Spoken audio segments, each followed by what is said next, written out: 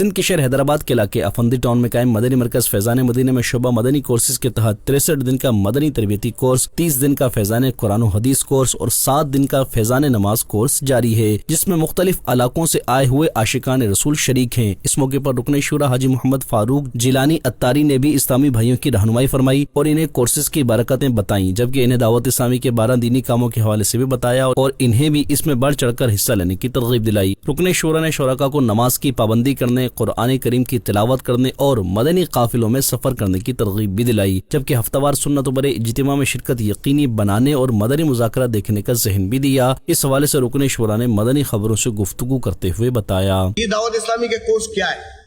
کہ الحمدللہ یہاں آنے والے کئی نوجوان اسلامی بھائی یہ نہ صرف خود علم دین سیکھتے ہیں،